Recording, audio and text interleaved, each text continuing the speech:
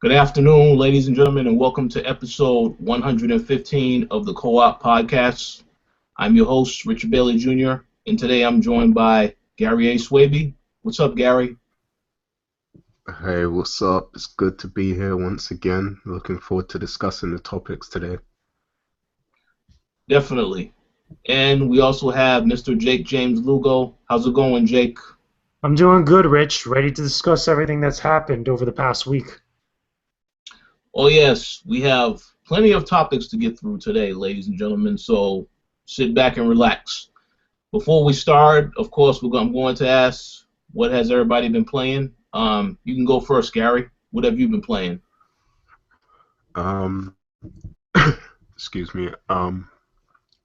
I started playing Final Fantasy Type Zero, and that's a pretty fun game.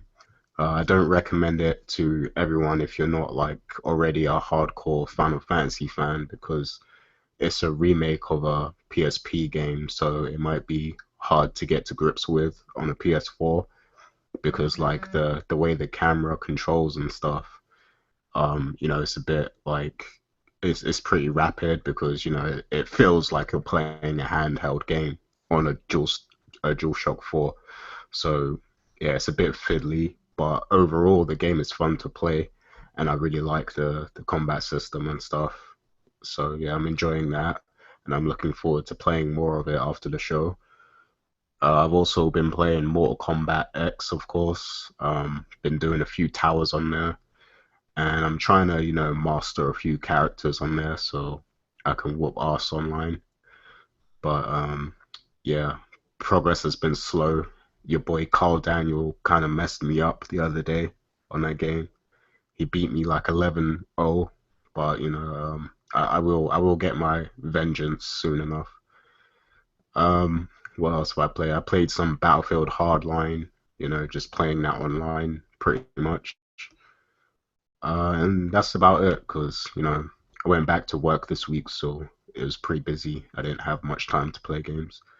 So yeah, that's about it. Gary, let me ask you really quick, as a fellow Final Fantasy fan, when you finally got a chance to play the game, because I remember when me and you were talking about it before you got it, did you really feel coming off of 13 and all the 13 games that this was like a total different turn or a different kind of flavor for the series? And also, if you felt that a lot of the stuff that from the transfer from the PSP version of that game to the PS4, that a lot of it kind of retained it and it was worked against the actual game's advantage. Um, in terms of like the theme and stuff, I know this is actually set in the Final Fantasy 13 world, and I actually like the tone of this game a lot more than in 13. Like it just feels a little darker and more serious. So I like the whole tone. I'm still early in the game, so I don't know that much, but overall I like the tone so far. I love the way the game starts. And what was the second thing you asked? Can you explain it a bit more? Because I didn't. Yeah, well, what I mean is that pretty much because this is a PSP game that was only released in Japan that got transferred over to the PS4. It got up-resed, it got the whole HD treatment, and given a lot of prettier graphics to kind of stay in line, very similar to Final Fantasy 15, which the demo came with and such. Yeah. What I mean is like a lot of the stuff that's in there, does it still feel like a PSP game, or is there enough like changes, or there was enough done to it to make it still more feel like a console game as opposed to a handheld? I think it mainly kind of controls like a handheld still, but that's mainly just due to the camera. Everything else is fine to me. I'm sure, some people who aren't really into Final Fantasy games might play this and, they might not be that impressed with it because, you gotta be in that mindset to know that this was a handheld game. And considering it was a handheld game, they've done a pretty good job, upscaling it to be on a PS4. In that regard, I think they did a great job because it's not like it's glitchy or anything. Like they did a great job transferring the game. It's just that the camera is a bit twitchy at times. I But agree. besides that, it's great. It holds up really well. Yeah. I mean, coming off from when I did the review of it, yeah, I agree pretty much with everything you said. I will say this though, the soundtrack is amazing. I think the soundtrack was on point, Oh yeah, I love and the soundtrack. Yeah. and the what is it? The kind of way that events kind of play out. Even though I still have a few issues with the story, I definitely like their take of in a Final Fantasy S type of world more so than what they did in 13. I feel this one was a more in line with a lot more classic Final Fantasy. Yeah, I agree with that. And I actually really liked the 13 series. A lot of people don't like it, but I loved it because Lightning is like one of the best characters to me. But I do prefer the overall tone in this game than in 13. I feel like it's a lot more traditional, a lot more Final Fantasy than the others. So yeah, I'm really loving it. And also I think that Final Fantasy 15 was great.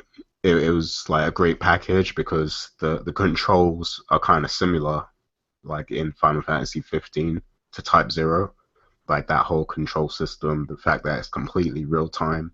You run into enemies like as you're playing and stuff. It doesn't transition into a battle arena or anything. Like you're just navigating through the level and then you see enemies and you attack them. And it's very similar in that regard, the way you engage enemies. So I feel like this was a great game to package the demo with.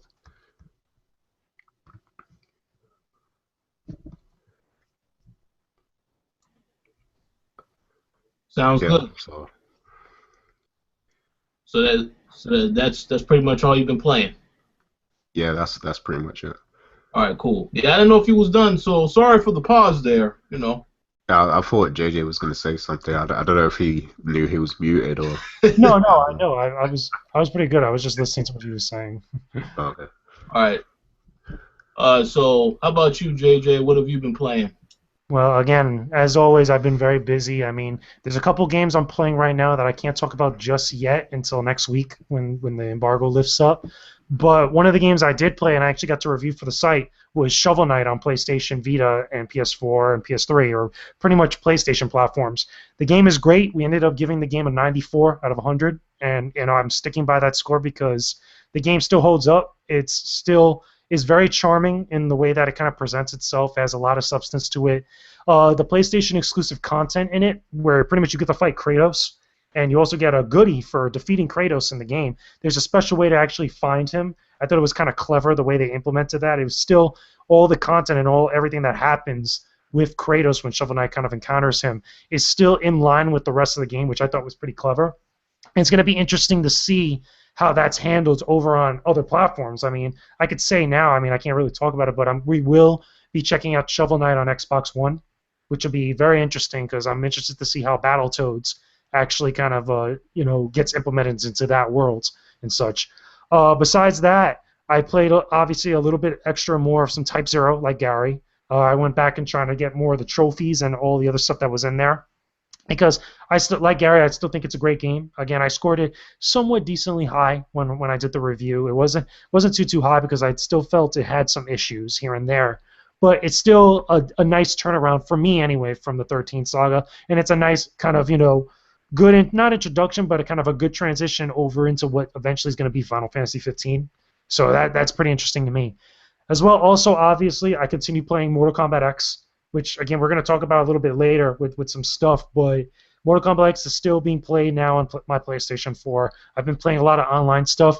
I had a horrible session over ranked matches not too long ago, and I kept saying to myself, I'll never play matchmaking on this game ever again because they're just horrible in the matchmaking and just like some of the connections to some people. I felt like I was fighting underwater and just like a huge amount of delayed inputs or inputs that just weren't registering. I don't know what happened with the servers. I know they have released a patch not too long ago, which they're kind of getting ready for the Jason DLC, which is coming up very soon, as well as like some of the other DLC down the line. But ever since that patch came out, I don't know what's going on with the online matchmaking and ranked matches. But King of the Hill, when I'm able to play with other friends and such, has been pretty decent still. It's actually still been pretty good or whatnot. But in addition to that, finally, I also played some more Dark Souls 2. Again, I've been working on a guide for Dark Souls 2 Scholar of the First Sin. That game is still hard. I mean, I can't wait to be done with it because I'm going thoroughly throughout pretty much the entire game and just like marking down like different stuff about it. So it's still a tough game. I got a little bit of help from a friend of mine, which he's been showing me some different stuff and helping me get from point A to point B and stuff. But that's what I've been up to. Again, I've been playing a lot of other stuff that I still can't talk about as of yet. I must say, the teasers dropped are just that's very brutal, man. You will have to let us know later, or let the fans know exactly. Definitely, definitely. Maybe next episode of the co-op, I'll be able to talk a little bit more. Yes. Okay, so briefly, what I've been playing, I've dabbled in a lot of things. I have been playing Mortal Kombat X. I have to say this because I think that this is something that it didn't affect everybody, but it did affect a good amount of people. The last update they released prior to the third patch update actually made the game unplayable, and I was one of the people that went through this. If you bought a digital copy of Mortal Kombat X on PlayStation 4, it was unplayable because anytime you try to sign into the game, it signs you out. It just wouldn't start up. Now, that error is fixed now, of course, but I did not like how that was handled when it happened because, Warner Brothers they took the blame, and then they said, no, Sony is responsible. I mean, both sides blamed each other pretty much. But that was just not good because at least for 2 days I wanted to play the game I couldn't play. And those type of issues, I understand stuff like this happens, but man, they got to get better with this stuff. Yo, Rich, sorry to interrupt, but like one thing to note about that as well, one of the trophies was kind of unattainable for the longest time, up until when they finally released the first Premier Tower that was like not related to any one specific character, the MK1 Premier Tower that's in the Living Towers. There's a trophy in there that you can earn that's for the secret fight, where you have to get, I think it's a flawless victory and a fatality on the 6th battle, and then you unlock a secret fight, which is basically it's an MK1 Premier Tower, so it's very in tune to a lot of the different unlockable stuff back in those days. No spoilers here, but the secret fight is against Reptile, and that was the way it was back in Mortal Kombat 1 in the arcades, where if you did a certain stuff during the course of the tournament, during the single player, you were able to get that hidden fight against Reptile. So it's kind of nice to see that nod to it, but that trophy was unobtainable until that was released. So I thought that was kind of a little bit annoying for a lot of people. Oh, it was annoying, and you know what? I did know of this secret.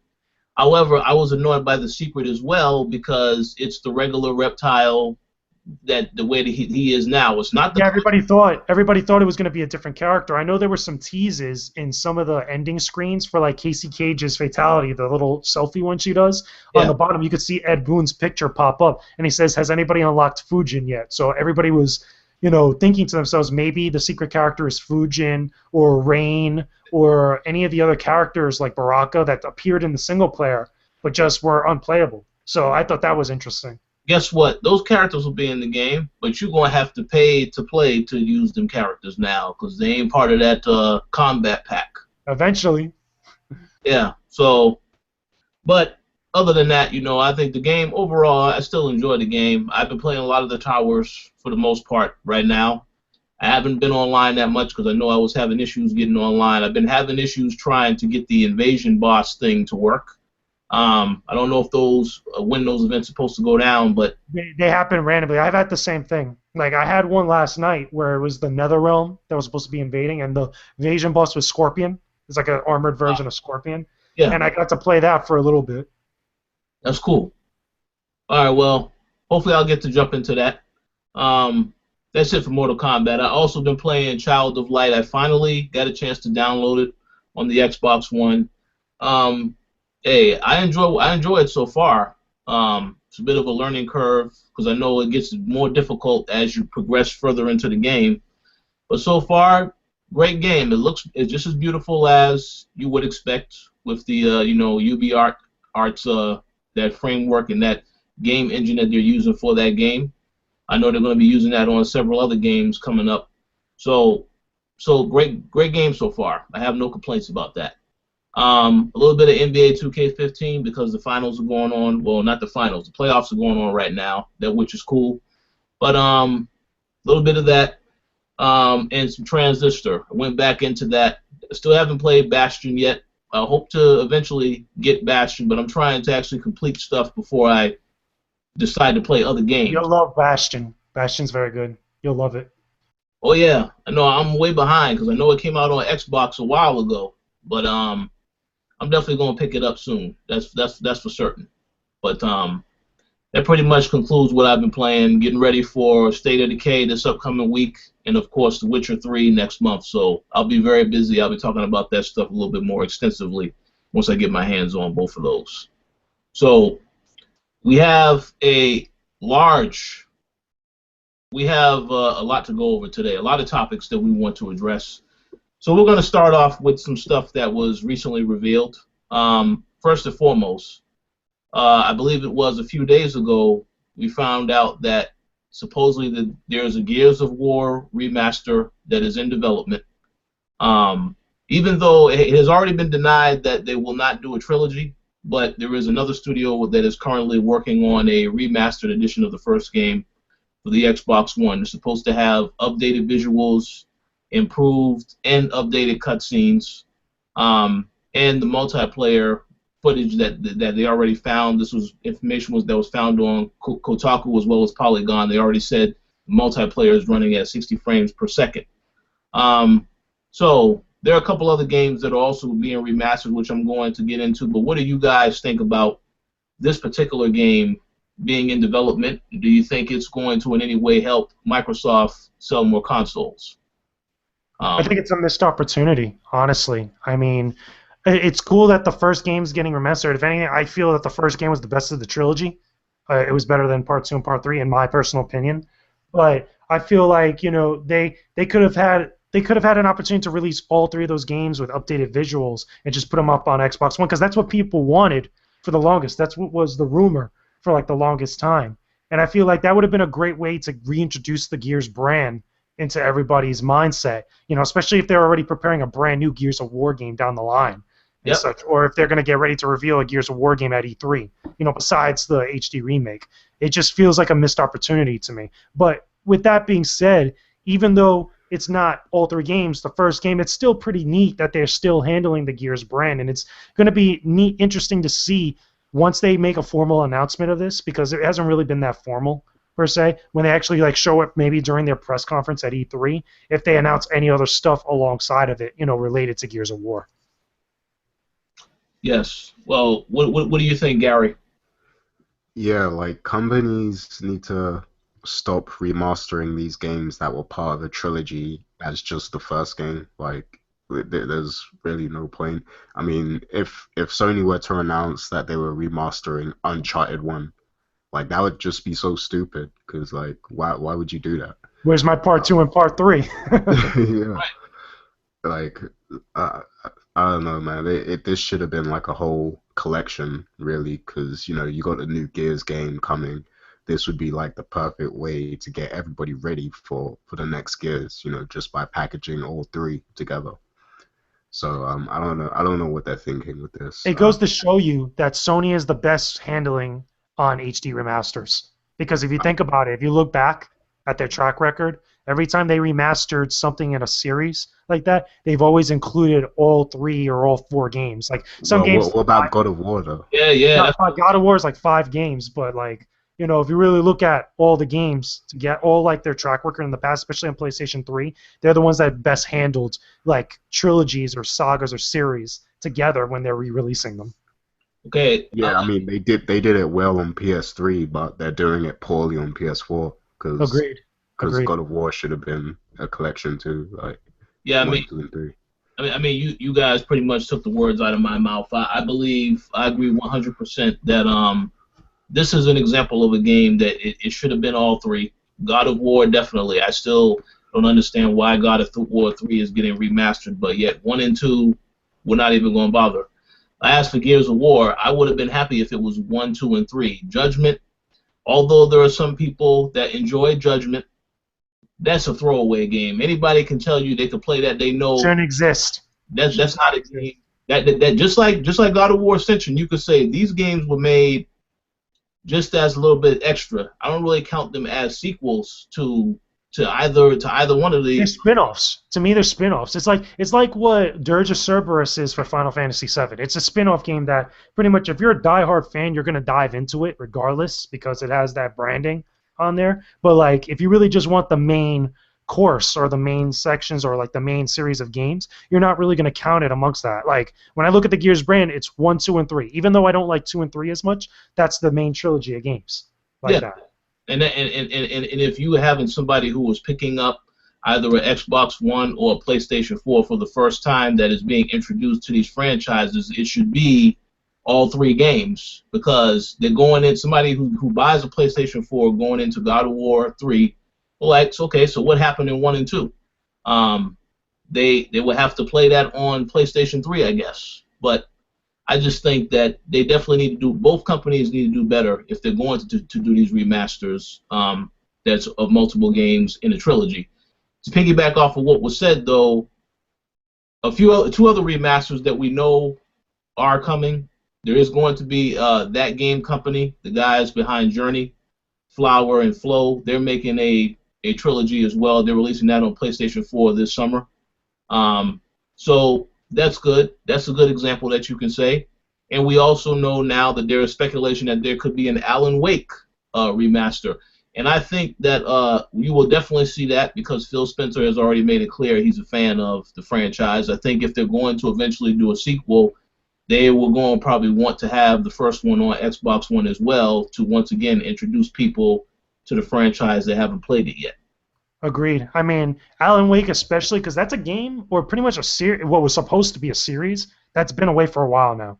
Like that was at the beginning, really. Well, kind of like the beginning / middle of the Xbox 360's life cycle. That was like really early on. So it makes sense, like after all this time, for a game like that, especially if it's getting a new installment, to be reintroduced into the public eye. Like if you look at obviously other games like God of War and such like that, granted, I say that the saga, the 5 games together, were a good remastering on PlayStation 3, but just the one game itself alone on PlayStation 4 is kind of like, okay, what's the point of that? Now, the counter argument to that is stuff like The Last of Us. And really, in the special case of that game specifically, is that came out so late in the PlayStation 3 life cycle that people are already buying PlayStation 4. So to get that brand new game, it would make sense to release that to both. That's like the Twilight Princess effect, where Twilight Princess was both on the Wii and on the GameCube, like that. So they came out around the same time on both platforms, like that. You could even tie that into that game company with Journey, Flower, and Flow and such, because not only are those games, that collection is not really going to break the bank, and on top of that, Journey's like one of the most critically acclaimed games of the generation, like that. It's like there's a lot of prestige with that game, but also those games already look super beautiful on the last generation hardware. They're going to look even more beautiful on the new generation, the current gen hardware, like that. Hey, for those that care about 1080p, 60 frames per second, yeah, it's going to look fabulous. At least we know that's what Journey and the other games will be on PS4, so that's a good thing for those that care about that stuff. As I said in the past, I think remasters, I only will get a remaster if I didn't play the game before. I mean, even if EA decides to, which we already know they will, they make a Mass Effect trilogy, I will not buy that again on either PS4 or... Why that hasn't been made yet, it boggles my mind. Like, that is the one series. Listen, I feel like if EA wanted to break bank, like serious money on it, that would have been already done. I strongly feel that is probably going to be the next big HD remaster that comes out for PS4 and Xbox One. Like, I really do. Go ahead, Rich. I got something to say on that too. You go ahead first. Yeah, I'm gonna let you go next. I'm just gonna say yes, that will happen. I would not be surprised if that will happen at EA's conference this year where they make that announcement, because you already know when they have a conference, they have a history of showing you stuff that is nowhere near being developed. This year will not take long for them to remaster this. So yeah, it probably will be announced soon. Now, go ahead and say what you were gonna say, Gary. Yeah, I'm just glad that I own the Mass Effect trilogy on PC because now I don't have to buy it ever again because Good point.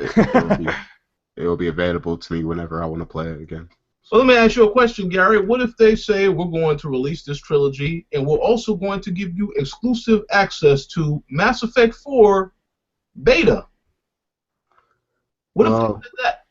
Well, if they go through all that effort, then maybe I will buy it. But I it think would that's have the when we beta. all at some point would buy again. I think. I feel like those games were like so good at the time they were released, and like of such a high pedigree that everybody, or at least a good chunk of people, would rebuy those games again. Yeah, I Yeah, mean that. but that beta would have to be something special though, like not just one level, not just horde mode on one little level or something. Like it would have to be something more to entice me to buy it again. Well, we'll see what happens. I mean, we do know that the Resident Evil Remaster HD they sold over 1 million copies. Um, so that's going to, of course, persuade other companies to make more remasters. So I will not be surprised if you see the Mass Effect Remastered Collection sooner rather than later. But we'll know as soon as it happens. You guys have anything else to say about the remasters topic? No, I'm good. All right, cool. We're going to go right into the next topic, which is we want to share our quick thoughts on Marvel and Telltale announcing that they are working on a game that's coming out in 2017. Um, That's big. That's very, very big. oh yeah, it's definitely a big deal. One thing I want to say about that though, I find it very interesting that they announced this for 2017, yet we have no idea what's coming in 2016 yet. Um, so I assume we are going to hear more about that. I guess The Walking Dead season 3. We know that's something they already said they're Game going. of Thrones, I wouldn't be surprised. And keep in mind, like, there's all this other stuff that they have to do. The Now mind. that Telltale's got already, was it in the works? I mean, they already did Game of Thrones. They got, what is it? I'm pretty sure there's going to be some more stuff for Tales of the Borderlands. I wouldn't be surprised. Mind. The Wolf Among Us. I wouldn't be surprised about that as well as The Walking Dead. I mean, those are some of the bigger things. Now, a couple things that were brought up at some point when this news was announced. Like some people were telling me that not only would this be pretty cool, especially if it's a Marvel Cinematic Universe story that they get to tell and not kind of anchored down to one specific hero or one specific group of heroes like the X-Men or something. Mm-hmm. Like if they have free reign over the entire Marvel Universe to pick and choose who they want, I think that'll be an amazing game. But what's to stop them now that they're working with something with Marvel, what's to stop them afterwards doing something for Star Wars? Because that'll be like the next big major thing for them to kind of work on that they haven't touched yet. And that I think would be incredibly awesome, especially with a lot of the hype surrounded Episode 7. You know, down the line, the following year, we get, was it Star Wars Rogue One? You know, all this other Star Wars properties and stuff besides EA's. But I don't know how the exclusivity deal works with them as far as the licenses and stuff. But I'm pretty sure Disney would probably be able to spot, you know, Telltale's like pedigree of work and such, or the quality of work that they provide for storytelling, that they may want to be able to use them for something like Star Wars. I think it'll be awesome. Well, I think this will be the measuring stick to determine whether or not they should be doing stuff for Star Wars, depending upon how they do with Marvel. But what do you think, Gary? I think this is great. And I love Telltale games and everything, and Marvel is like a really big license for them to get. But I do feel like they need to mix things up with their engine a little bit, because Yeah. there's a lot of glitches, and the animations aren't always smooth and stuff. So I do want to see them get better and tweak that engine and make sure it's up to date. And I want to see them do new things with it too, than just the basic storytelling, and you pick what they say, and you have the small action scenes here and there. Like I want them to really think outside the box and try something new, because right now they're just reapplying that same formula over and over, and it might get old. Well, So let me ask you a quick question because I know you played it. You know, I have to play devil's advocate and ask a question now. Now, has everything that they've done been great? Because I feel like the Game of Thrones, I have not played it yet. I'm gonna just say that right now. I know when I look at it, it didn't really look as impressive when they first started releasing screenshots. Like, okay, it looks okay, but They've had some flubs. I know they didn't they do also the Jurassic Park game and the Back to the Future game? yes, Jurassic Park was the one that was, I mean, it sounds cool on paper, but like in execution it was terrible. I know a lot of people didn't like it. yeah, I know. But Back to the Future was fun. That was good. But that's why I question about the quality of the stuff that they're doing now. I thought Wolf Among Us was awesome. Walking Dead is always good. I have not played Game of Thrones or Tales of the Borderlands yet, so I have to get into both of those. But if you already played them, can you tell me that? Can you honestly tell me, either one of you, Yeah. honestly tell me that they are keeping up the quality with those games, or is it? Well, with Game of Thrones, in terms of quality, like that's the one where I've noticed a lot of animation glitches and technical glitches and stuff. And the animation's not really moving that smoothly. So a lot of that stuff stood out in that game, and also it starts off slow. Like I was kind of bored at certain points during the first episode, but it picked up towards the end. So the storytelling, it isn't as superb as you would expect for Game of Thrones, but it's still good. If you're into Game of Thrones and you're into the lore and everything, it's still worth checking out. But it's no Wolf Among Us or Walking Dead. And That's what I think. I mean, really, with the Marvel license, I feel like they have a lot of free reign to kind of really tell a fun story that we haven't really kind of like been given to us in the same vein as like similar to how we've been getting them lately with the Marvel Cinematic Universe or all the other kind of like games that we've had based on Marvel properties. Like I really feel like if they had access to a bunch of different characters over different heroes like that, they'll be able to tell a fun story. Like imagine a Civil War storyline told by Telltale like that, or like an Infinity War type of like story where you have multiple heroes interacting together, that are being told like that. I think that would be fun. There's loads of great things they could do. I don't think they should do Civil War or Infinity because they're going to be covered by the movies. But True. I do think there's tons of other comic storylines that they could follow. Like there's loads of other crossover events and stuff. Like House of M or something. Like there's a lot. You're right though. I think that it would be best for them to avoid stuff that's being done in the movies now, so they could stand apart from it. Yeah, exactly.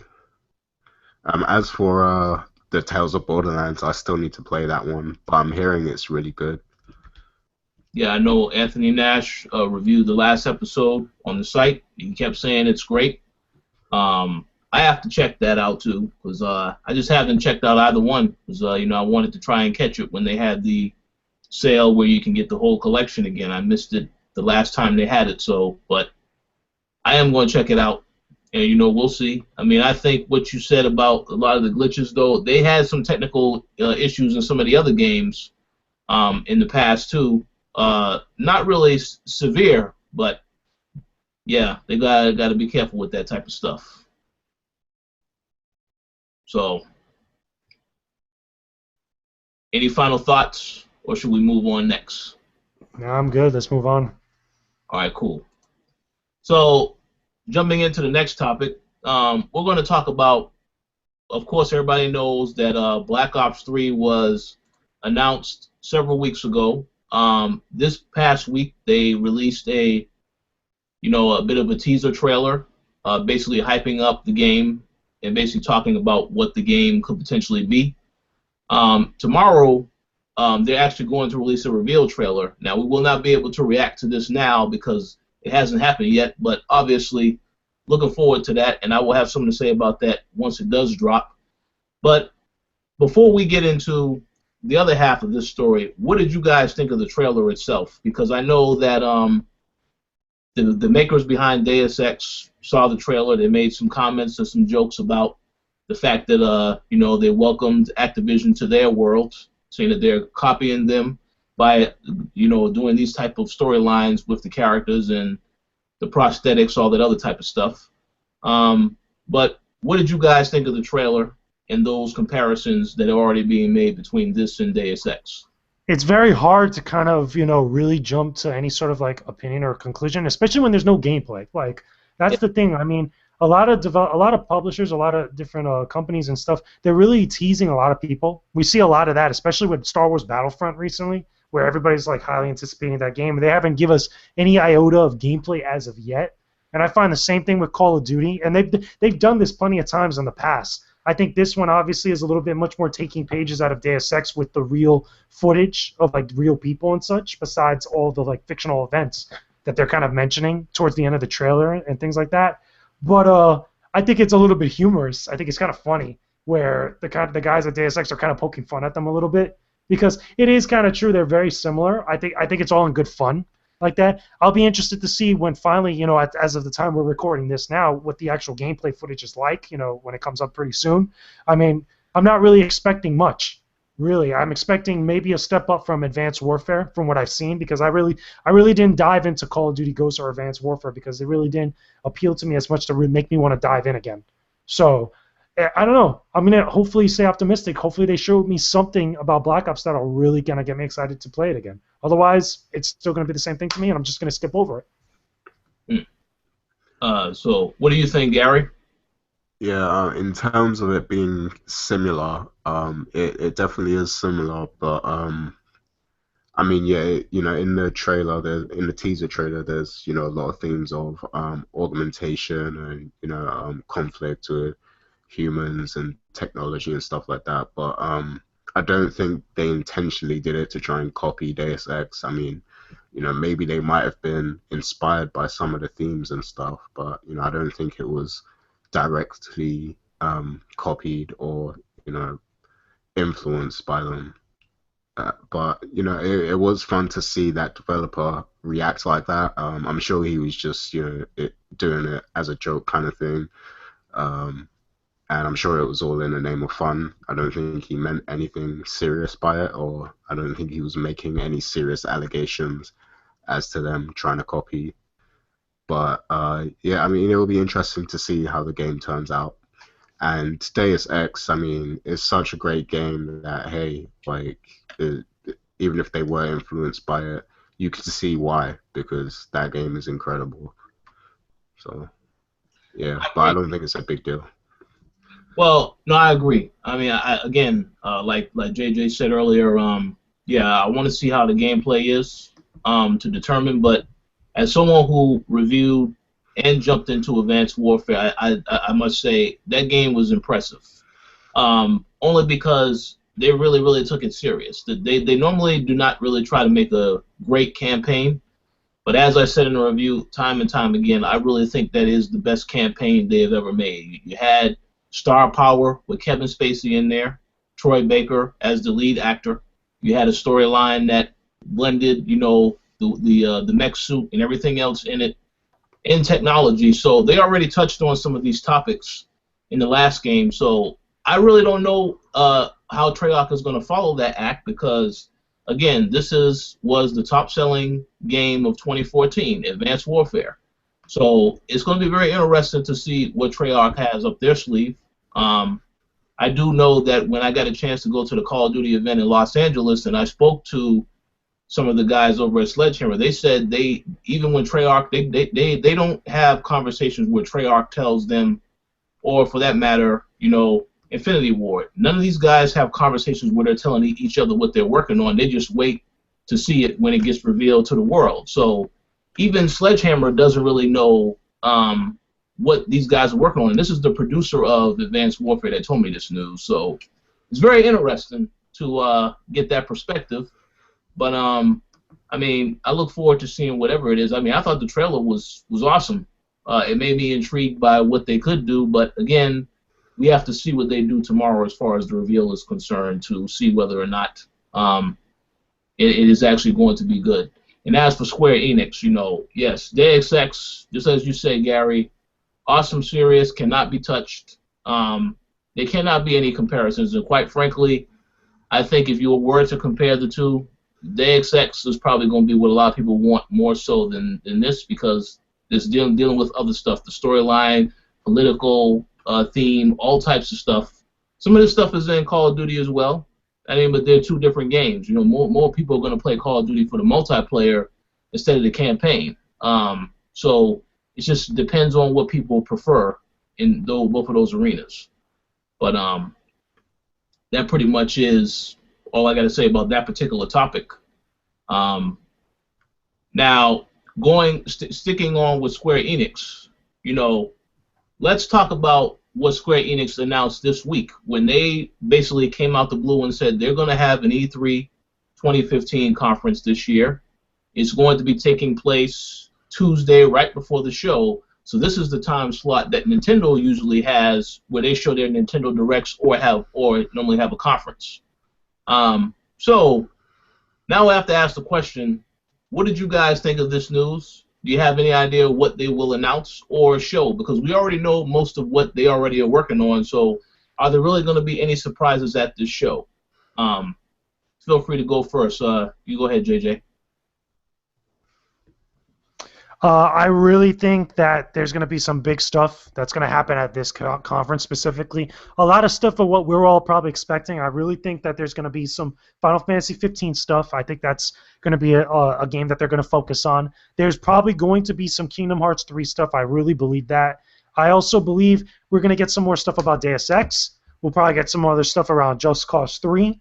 You know, a whole bunch of different things. But I really think the reason why they're holding their own press conferences because they have a lot of big announcements that are related to their Final Fantasy series, you know, between Kingdom Hearts and Final Fantasy. I mean, they have a bunch of games already to talk about with that. I mean, you got Final Fantasy 14 A Realm Reborn, which I'm pretty sure they're going to detail more expansions for that game. Like, they're showing a lot of support for that, so I wouldn't be surprised that was the case last year as well.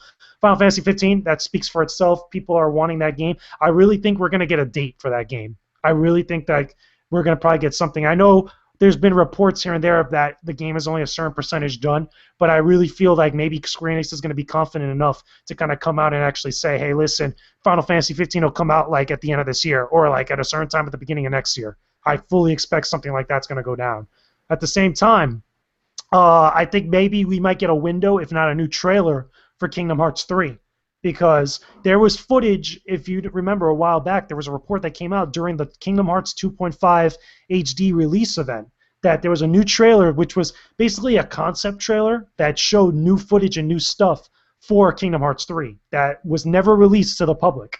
Only the people that attended that event got to see that. So I fully think we're going to get a brand new trailer, which would be interesting. I'm interested to see what direction they're taking that game in. If it's anything like the actual footage that was shown at that event, I would be happy, but I want to see newer stuff. I want to see brand new stuff that come out of that, as well as any other Western games that they have. I want to see something hopefully related to Legacy of Kain, because I know that was one of the properties that they kind of picked up with Eidos. They had the Nosgoth MMO that was supposed to be a big deal like some time ago.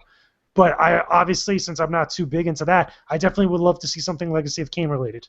But that's where I feel like this conference is really going to shine. I think that's the reason why they're so bold enough to hold their own press conference. Otherwise, we would have just seen them do like what they normally do, is go on stage with Sony or go on stage with Microsoft. So this is going to be a big deal. I really have a feeling like something big is going to happen there. Just to say something very briefly before I let Gary give his thoughts.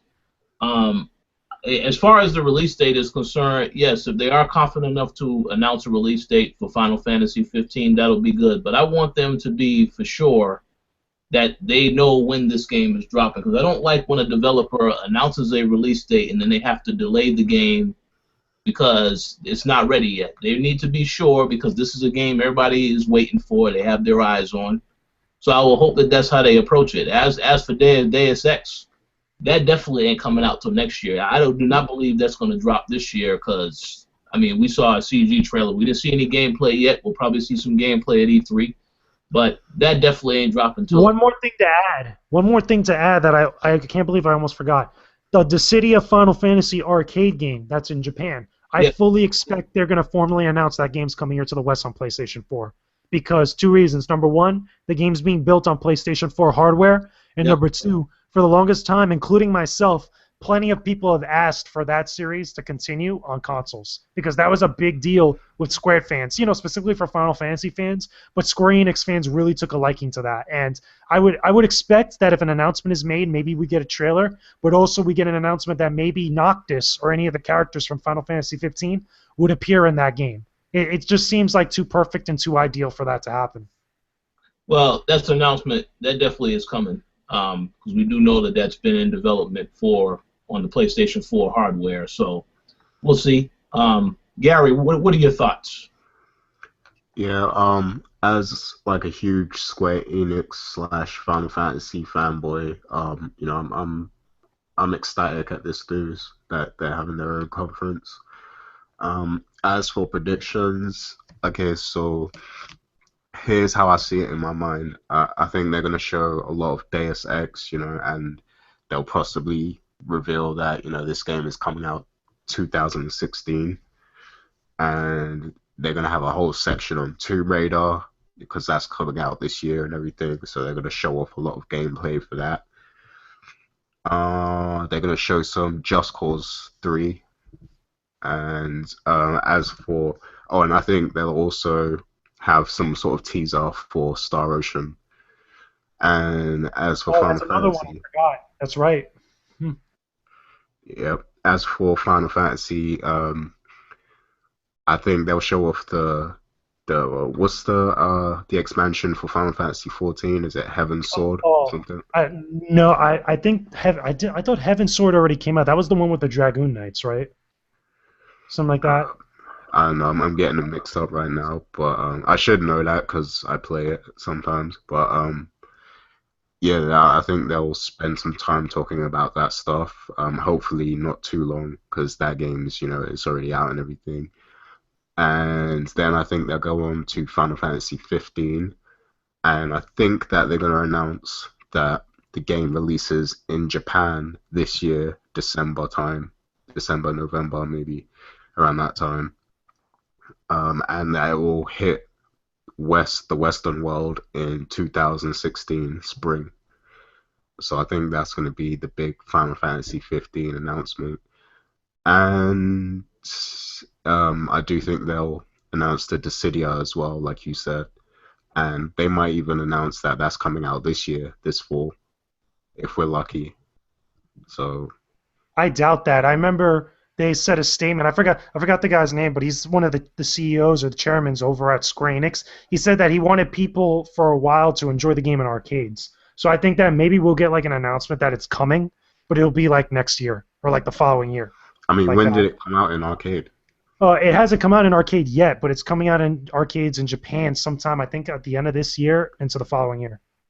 Oh, Something like okay. that. Well, But I remember him strictly saying, because when they were revealing the arcade cabinets for it, that he first wanted people to enjoy it in the arcades. okay, fair enough. But yeah, I do think we'll get a Dissidia announcement, like you said, because if they build it on PS4 technology, it makes no sense not to release the game. And of course, it's going to be exclusive to PS4. So You think that yeah, they'll be bold enough to put that on both Xbox One and PS4? Honestly. nah, I think it will be exclusive personally. But I mean, we'll see. No, I mean, if this was made on PlayStation 4 hardware, there's no way that Sony will allow that to go to anything else but PlayStation, maybe PC. The But reason why I ask is because a lot of their big games, including Final Fantasy 15 and including Kingdom Hearts 3, both big profile games and games that they showed at like last year's was it PlayStation conference or the time before, I think it was, where they announced it. Those games are also coming to Xbox One. So I mean at this point, isn't anything in their library free reign to go to both consoles? that's a good question. I'm not sure though. I mean, the only reason why those games, why that happened as far as those games are concerned, yeah, as you said, these are high-profile games, and I'm sure Square Enix they want to get as much out of this game as possible. That's why they want to have it on as many platforms as possible. And keep in mind also, Type Zero is on both platforms as well. So like pretty much all their main brand or big profile games over the last couple of years have been multi-platform, or the ones that are coming very soon are going to be multi-platform. Well, here's the question: how big is the audience for the Dissidia game? Yeah, For see, Dissidia, that's the thing. Like, it's okay, pretty. I was going to say it's pretty decently big. It's not nowhere near, I don't think, in the mainstay Final Fantasy series. Granted, it's a lot of hardcore Final Fantasy fans, and it doesn't have that same staying power as like what Final Fantasy 15 is going to have. But I think it's pretty big enough to justify everybody getting it on all the consoles. yeah, no, I just think that I think Sony is going to put up the bread to get that exclusive. To be honest with you, Yeah, like I think, I mean, we might even see that logo pop up in the Sony conference just so that they can say they've got a Final Fantasy exclusive. but So they also I got agree. they I also think I think it's going to be exclusive. don't they also have Final Fantasy 7 remastered? That Yeah. PC. They still got access to having some stuff exclusive to PlayStation. One thing I do think that Gary's on the money for, and it makes the most sense, is that they would announce that it comes out in Japan for Final Fantasy 15. That game comes out in Japan at the end of this year, and we get it in the spring.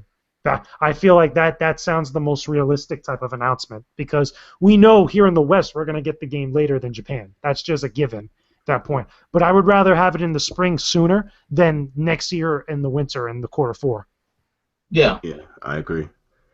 And I mean, judging from the demo and everything, it doesn't feel like they need a whole nother year to develop the game. Like it feels like it's almost ready. So I'm pretty sure that it will launch this year in Japan. Well, we shall see.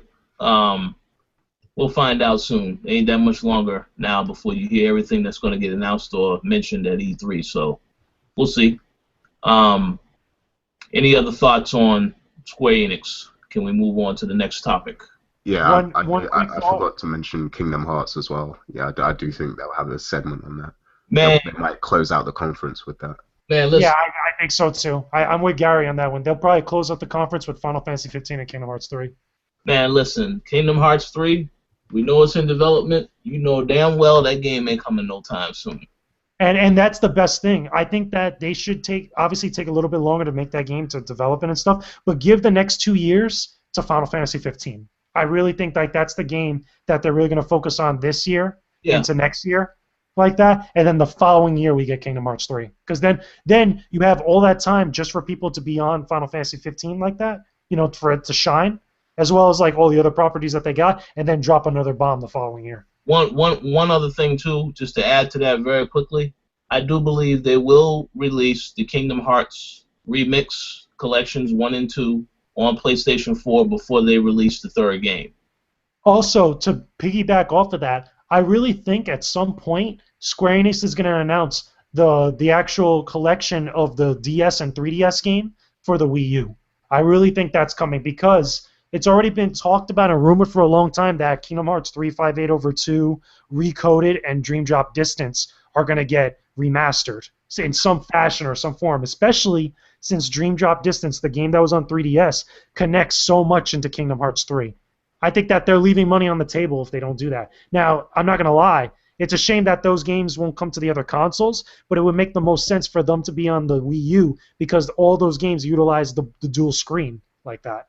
Yeah. But won't the Wii U owners be angry that Kingdom Hearts 3 is not going to be coming to the Wii U? Yes, and there are a lot of people from that I've spoken to that are fans of Kingdom Hearts that they own a Wii U and they also own one of the other consoles, and they're like, well, it is kind of a shame that that game is not going to appear on Nintendo owners, but pretty much definitively every fan that's like really into the series is going to pick up that game on PlayStation 4. That's just a given. Same thing with Final Fantasy 15. Those games, I bet you, will sell more on the PlayStation 4, hands down. And the same thing goes for Metal Gear Solid. You know for sure that people will be buying that on PlayStation 4 over Xbox One. Yeah, so you're absolutely correct about that. Very briefly, just to jump into this, since I mentioned Metal Gear Solid, there's another game that's coming out the exact same day as Metal Gear Solid right now, for now, and they released a trailer for it this week. I'm talking about Mad Max. I know that you and I have seen the trailer, JJ. I wanted to get your quick thoughts on what did you think about the game.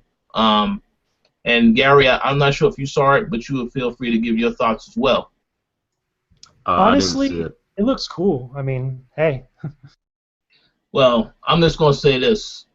I saw the game at E3 a couple years ago when they first introduced it, and before they announced it was going to be delayed. I want to say the game looks phenomenal. It looks fantastic.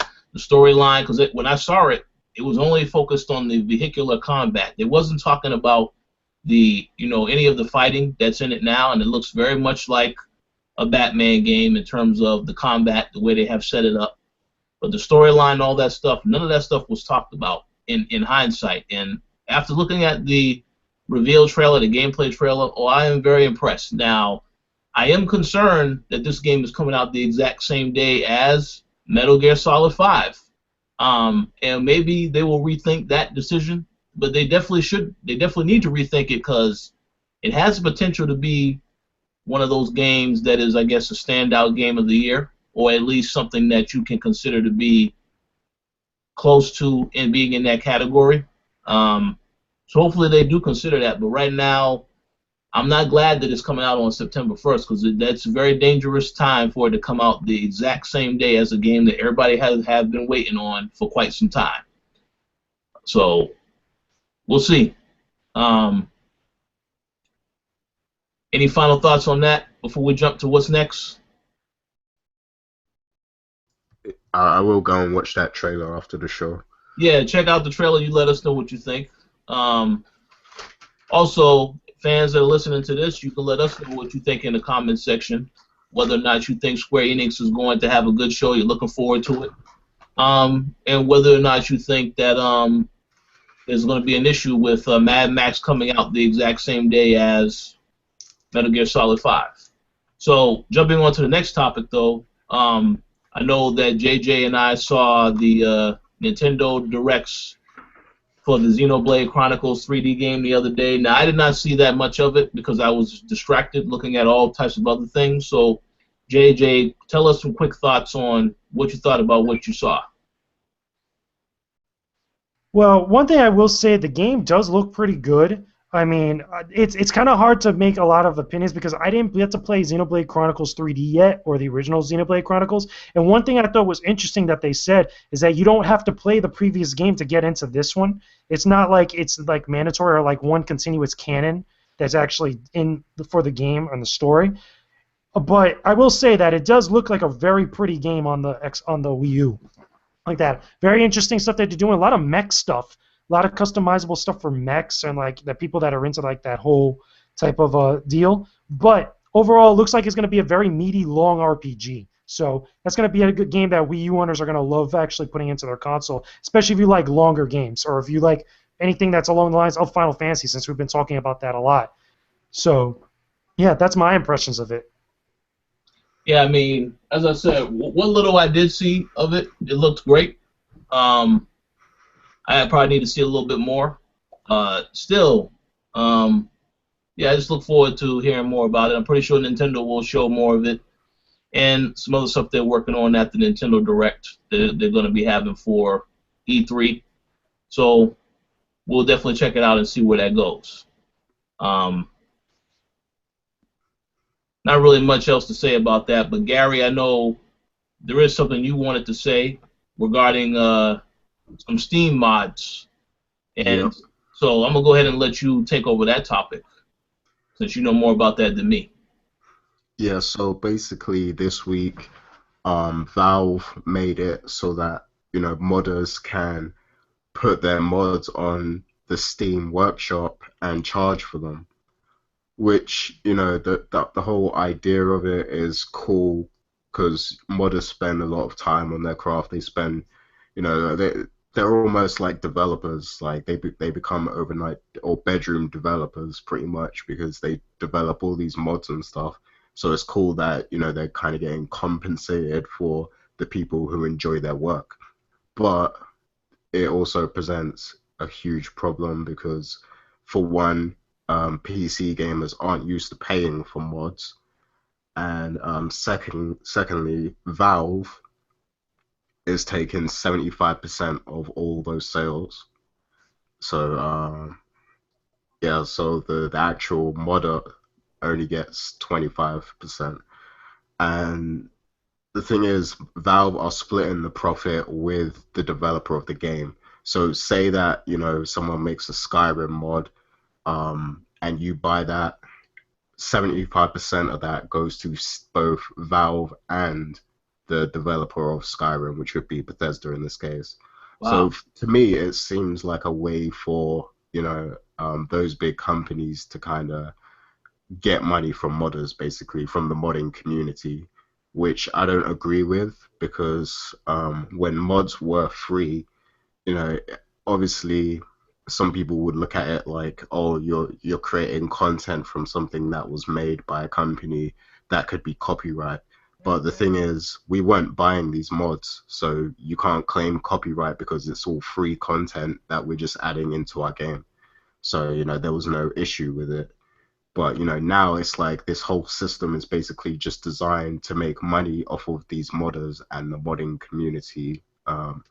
And I'm really against that in that case, because the thing is with PC gamers as well is PC gamers are willing to support quality. So the really good modders that created tons of really unique mods and stuff for these different games, usually PC gamers would go out of their way to actually donate to these people for their work, and because that's not a direct sale, it's not any infringement on copyright because you're just making a donation to someone. You're not purchasing anything from them. You're donating for your own cause, kind of thing. So I preferred when the community was like that, basically. Like if you really enjoyed someone's mod, you'd go out of your way to donate to that person, and that was it. But now it's presented a whole side of politics that just doesn't need to be in the modding community. So I don't know how long this will last because it's caused a lot of controversy and chaos. I'm seeing that a Skyrim mod was actually pulled down from Steam today. I haven't actually read the story yet, but I know that there was a lot of crazy stuff happening. Like there was one mod that somebody priced at $99, which was pretty crazy to pay $99 for one mod.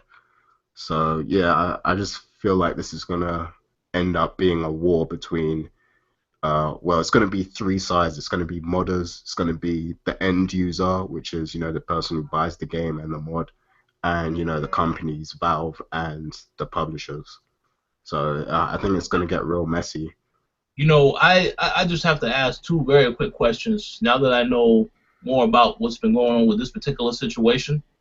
First and foremost, why is it 75%? That's just completely undermines any creative work that the modders did to create the content that wasn't in the game in the first place. They didn't really go into any details why it's that much. I know they got to give a cut to the developers. No, they didn't really give much of a reason. I mean, I guess on the surface you can kind of see why, because Valve is providing the platform and they want to compensate the publisher so that there's no copyright issues, like they're covering themselves basically. I see.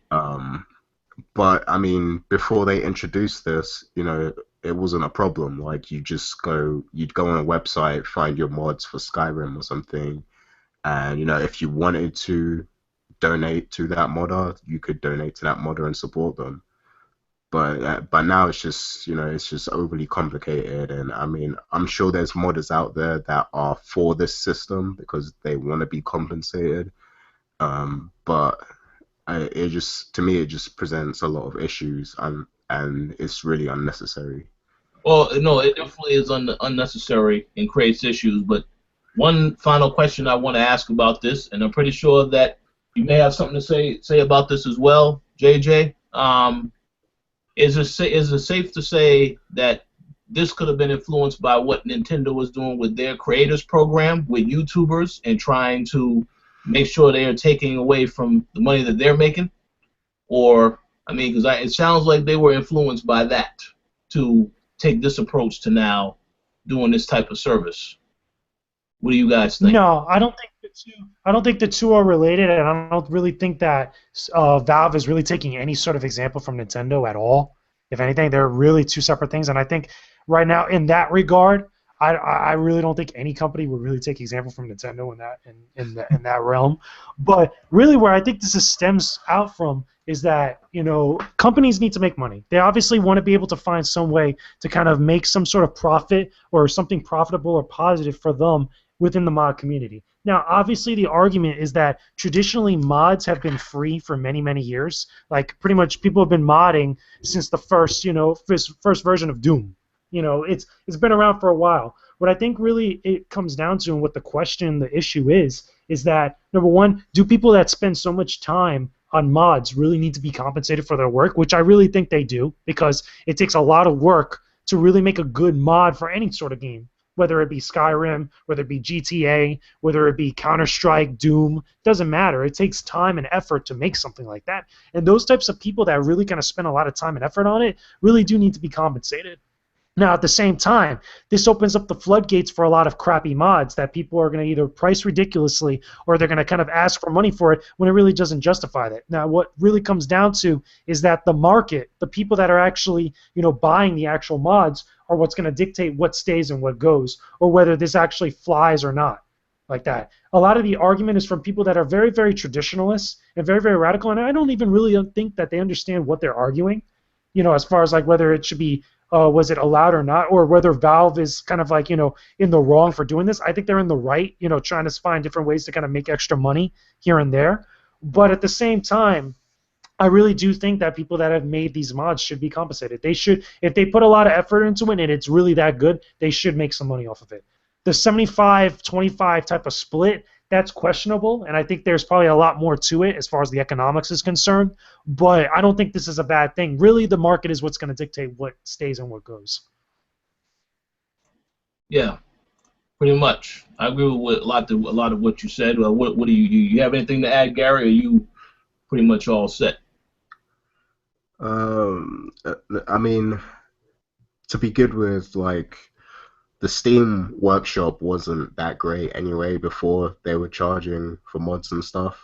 It was just kind of a slapped on resource to get mods and stuff through Steam and make it easier for people to try out mods.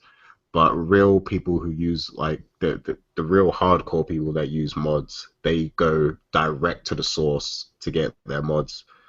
And, that's the way it's been for a long time, even before Steam Workshop.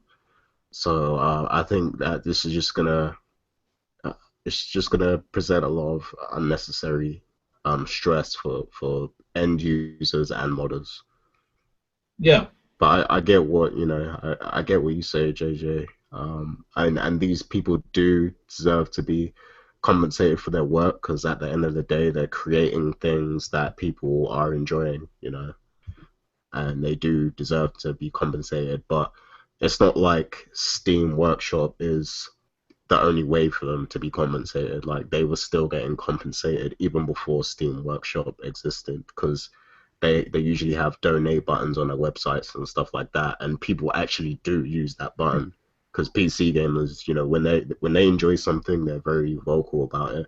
Like, for instance, The Witcher 2, that game was heavily bootlegged, but PC gamers enjoyed it so much that they went and bought the game even after bootlegging it.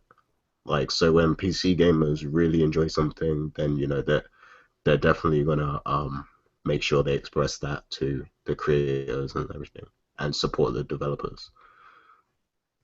But yeah, that's all I got to say on it. Really, I'd like to see other opinions on it as well. Also, keep in mind, quality control, I think, is also another thing too, where like I was mentioning before, is really what the market is going to dictate, like what goes down stuff. But also, couldn't this also give Valve a little bit of control to kind of like really see which mods will really be kind of like allowed, or to be able to be compensated like that, or that the people that are buying and the consumers and the hardcore PC users have another outlet for to kind of communicate with Valve which are the best ones that should be kind of put in the spotlight like that. I mean, I'm coming at it from a non-PC gamer type of perspective here, because I'm not really that big into PC gaming, I'm more console. But from my understanding, is like, couldn't that allow Valve to kind of really kind of like see what are the types of mods that people are trying to monetize on their platform? Like, is that like a thing or no? I mean, I think it's pretty much the users will dictate the market, like whether they feel something that is valuable enough to pay for it. I mean, there's still a lot of free mods out there that that aren't charging. It's not like every single mod is charged now. But I think it's mainly Skyrim at the moment that has the mods that you have to pay for and stuff. And still, it's not all of them. It's just a few. It's down to the modders really. If they want to charge for their work, then they can. The option is there. But you can still get a lot of stuff for free, and it just depends on whether you feel that mod is valuable enough for you to pay for. But I don't think Valve has much say. I mean, obviously they're going to moderate and stuff, but they're going to make sure that there's nothing crazily offensive or something on the platform. But they don't have much say over, prioritizing and stuff and filtering. Because I mean, you're talking about a community that regularly has nude mods and stuff like that. So Like I said, people like to see that stuff, right? They like to have fun with the games. So, yeah. well, Wait till you see all the crazy GTA 5 mods that are gonna come out though. oh, I can't wait for that. I know that's going to be very. That's going to be insane. Yeah, I can't wait for that. Well, it's obviously still a developing topic, so we'll see how this progresses as time goes on. So now we must finally get into the final topic for today, and it is no doubt a big topic. I think everybody knows what this topic is about because they probably was listening to this podcast, waiting and patiently hoping and wondering when we was going to address this. Well, let me just start by saying this. I've said in the past that, I will always call out any developer, any company if I see that they're doing something wrong. It doesn't matter if it's Sony, Microsoft, or Nintendo. And today, obviously, the topic is, or the target rather, is Microsoft.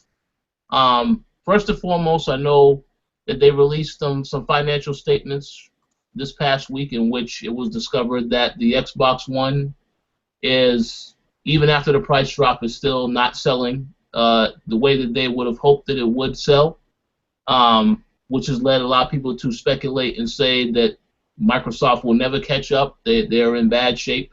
No doubt about it, they're in bad shape, but there's a lot more to that, which, as I said, was one issue that was already a problem. But then there was another incident that happened that was not mentioned on the site yet that I happened to find myself, which was a story that everybody kept talking about regarding The Witcher 3. Now, everybody knows this is a game that's coming out on May 19th.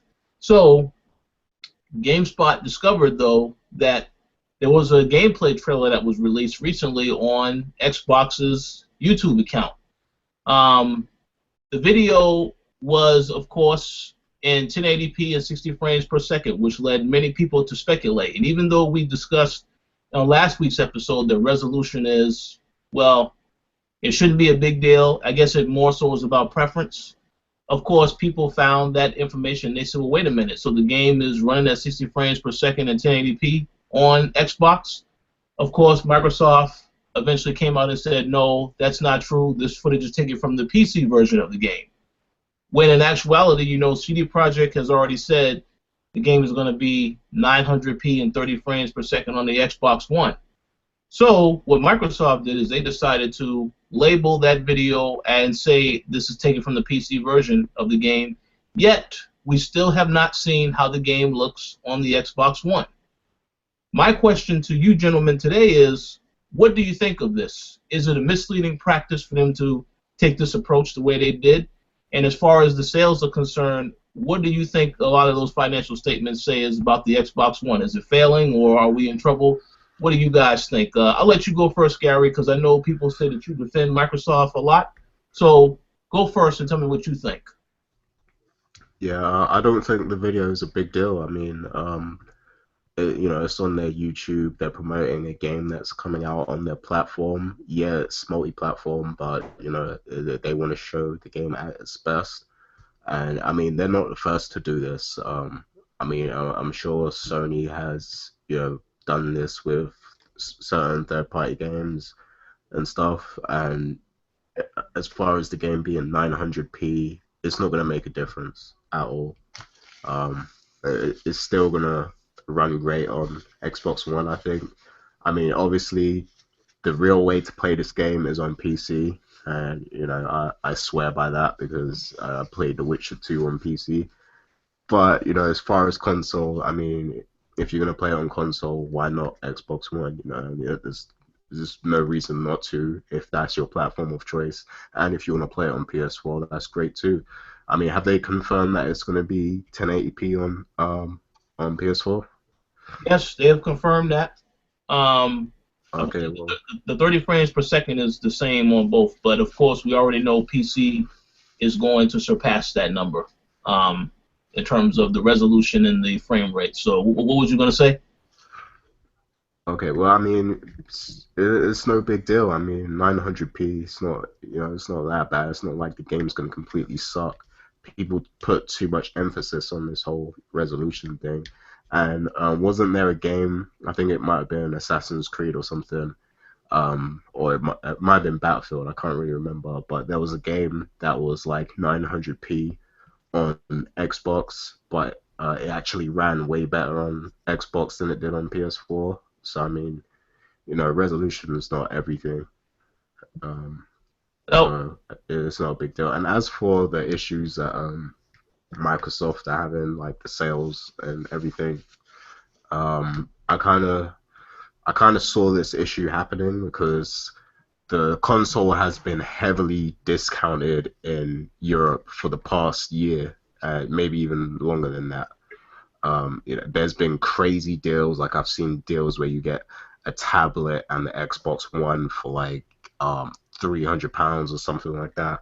And I've seen TVs sold with it, and I'm just seeing some crazy deals.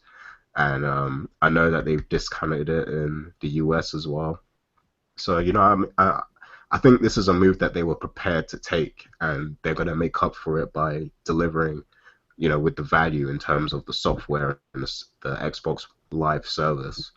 I think they're gonna make up for that in, probably the next year's financial results. I think they'll make up for it because they've got like a pretty explosive full lineup, and E3 is gonna show us even more of that. So I think they'll make up for it. It's no big deal. If they drop the price that much, then I'm pretty sure they were prepared to, like I'm pretty sure they knew that this was gonna happen, but they're gonna make up for it. So, I wouldn't count them out because of this news. all right. Well, I got something to say, but I'm gonna let JJ go first. You have any thoughts, JJ? They never explicitly said whether it was running on the Xbox One or not.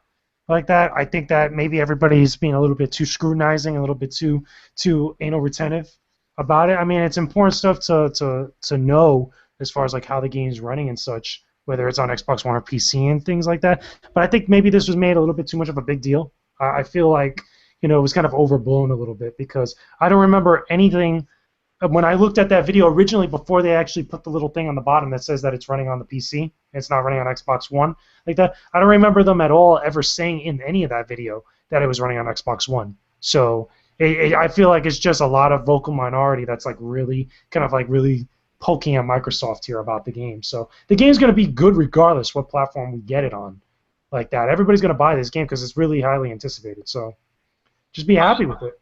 Well, okay. So I do agree with the assessment that the game is going to look good on every platform because CD Projekt Red has said this multiple times. It doesn't really matter what you buy it on. They don't care about resolution. The game is going to look great, and I do believe it will look great.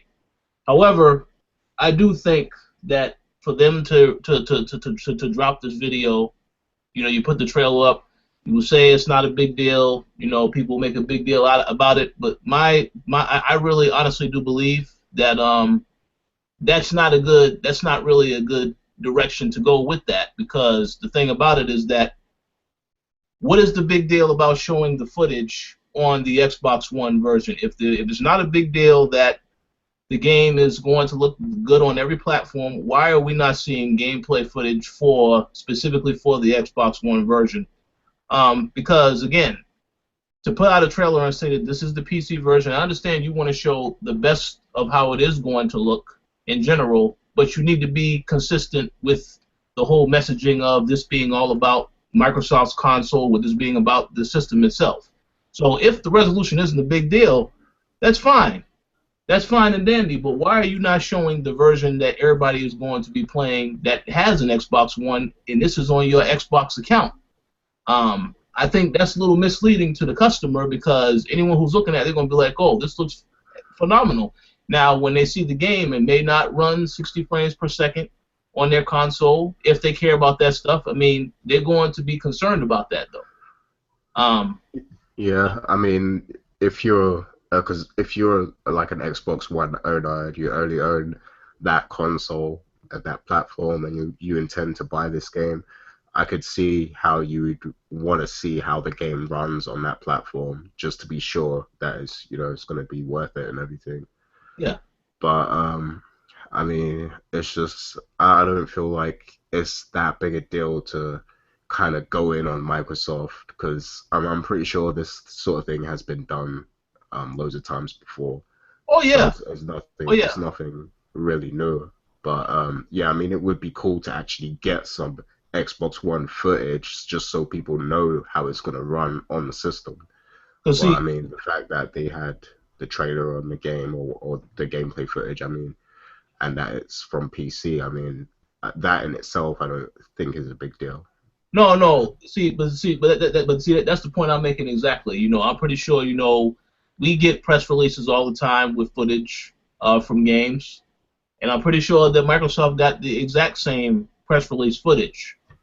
But that's why I'm saying they should be very clear about this stuff before it's pointed out, because they could have said in the very beginning, this was from the PC footage. You don't want to wait for people to do their research and be like, oh, wait a second, this is not how it is specifically going to look. And like I say, it's not a big deal for some, but I do think that a lot of some that type of way of dealing with the situation does not make them look good because of the history of the other stuff that they've been through. Now, when the system dropped in the beginning, they had a lot of, their messaging was off. It wasn't accurate as what they wanted to do because they was trying to release something else in terms of an all-in-one entertainment system.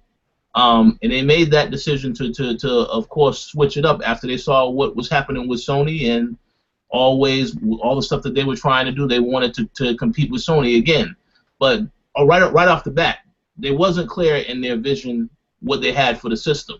So I'm pretty sure that when people was thinking about whether or not they want to buy an Xbox One, they saw the company lacked understanding of what they were trying to do, so that made them uneasy about trusting Microsoft and deciding, well, I'm gonna hold off on buying the system right now. Now, obviously, Microsoft made some improvements, which is always good.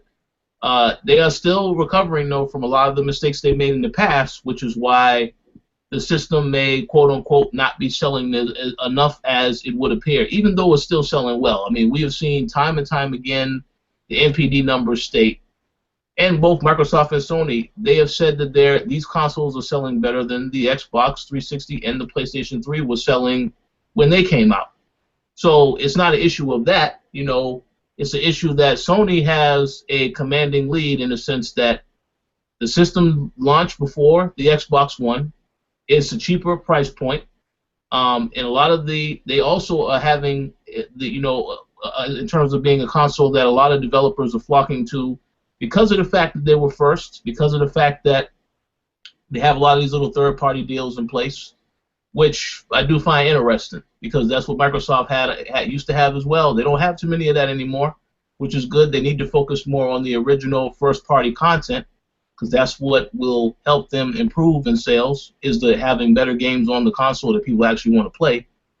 But overall, I just think that a lot of that stuff, as far as the sales are concerned, all this stuff that they're doing, yes, they can improve, but they have to be very clear and they have to be honest and direct with people about some of this stuff.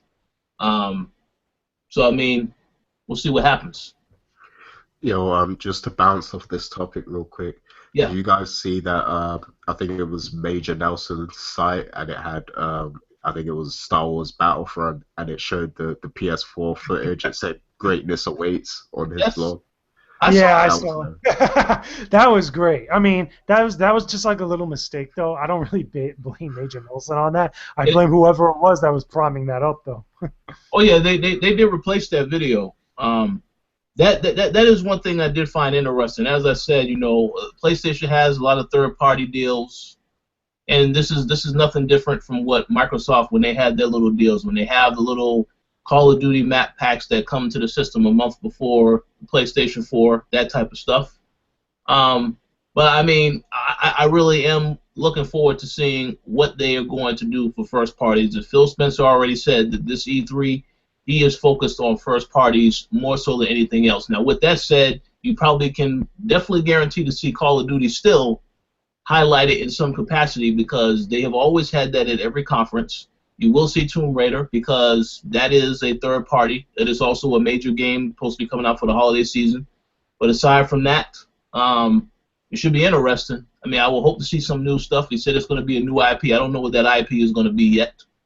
But, this is going to be very interesting. I want to see if he sticks to that word of it being first-party stuff because at the end of the day, you already know software is what is going to help them improve in sales. Now, will they come all the way back to come catch up with Sony? I highly doubt that. But at the same time, I'm not going to sit here and say like it's not possible because it's possible for them to do very well with sales in terms of selling more games. But you just have to see. Nobody knows yet how this is going to end because there's anything that could happen. But I can tell you one thing. Xbox is not going anywhere at all because there are people that will continue to support the device. Even though it would appear as though they don't have that many games that are dropping, they do have people that are dedicated to the console and will continue to buy games. Same as you can say with Apple. I'm not a fan of Apple Watch. I ain't buying an Apple Watch, but they have a fan base that will continue to buy every single Apple product even if they don't need it. So this is the same way with Microsoft. They have fans that will continue to support their brand no matter what. Even though it may look like, they may not be selling well, they're still selling well because they have those people that are heavily invested into their products. So it's going to be very interesting to see what they announce. I have no idea what that is, but we ain't got too much longer to find out what it is now. So I don't know if you guys had any quick thoughts or final thoughts on this topic you wanted to add. No, I'm good. No, you pretty much really summed it up there with everything you said. But I thought you did get an Apple Watch, man. I thought it reached your house the other day. No, hell no, man. You talking about Carl Daniel. Maybe he wanted to get one. Nah, man, Apple. I'm done with Apple, man. It's no more of these. No more of this. The watch, the iPhone. You buy a watch and you can only use it with the iPhone. That is unacceptable. So no, I'm not doing that. But we'll see what happens. But yeah, that's my. I'm excited for E3 though, man. I'm really excited for the Microsoft and the Sony conference just to see, where both companies are going and the direction they're moving. I know Microsoft, they plan on having, emphasis on their first party. So that will be interesting to see, what they come up with because Sony has, in my opinion, this is my personal opinion, Sony has been seriously lacking in the first party department so far. So, it'll be interesting to see what Microsoft comes with. Yeah, I mean, so Sony, they did pretty well with having Bloodborne this year. I enjoyed Infamous Second Son, even though you said that was relatively short. But we know Sony won't have a problem bringing the games. It takes time to get the games. We're not going to pretend like that's not true. It takes time for them to deliver these games. Same as with Nintendo, but when they deliver them, most of the time they're great. Now, I'm not going to say Until Dawn is in that category because I am not impressed with what I've seen of that game. But, when it's a AAA game or when it's a major game they're working on, 9 times out of 10 it's going to be fairly decent. Like I said, Bloodborne, Uncharted, that's a system seller. And they're already leading in sales, so not a big deal. But it's going to be very interesting to see what they show at E3. I know JJ is holding out hope for Last Guardian. But listen, man, I don't know that game is not coming out. I'm telling you right now, that game is never coming out. Hey, well, stranger things have happened. It can get announced. I know Charles Singletary is waiting on that game as well. Shout out to Charles. So we'll see what happens. But it's going to be an excellent show. This is a great time to be a gamer. I don't know what Sony's going to announce. I have no idea what Nintendo will announce as the title that's going to replace Zelda. Because that's a big deal. That's not coming into holiday season. I really think that'll probably be just Star Fox this year. Really. Well, hey, it should be because they said Star Fox is coming before Zelda anyway. So, but look forward to that. And then again for Microsoft, I like to see them in this position where it looks as though they're struggling because now we are going to get the best that they have to offer. Phil Spencer is the right person to take over this division. You know, it's going to be very interesting to see what he throws out there. But in this position they're in, they're great, because then they need to be humbled by the mistakes they've made in the past, and they're going to be better for this in the future. And everybody wins because we're going to get the best of what every company has to offer. So at the end of the day, like I said, a great time to be a gamer, and looking forward to what's ahead. So that pretty much concludes this week's episode of the Co-op Podcast. Do you guys have any shout-outs or final words that you would like to give? I guess you can go first, Gary. Shout-outs to all the listeners, all the commenters, and make sure, if you're enjoying the shows and everything, make sure to hit that I button and donate.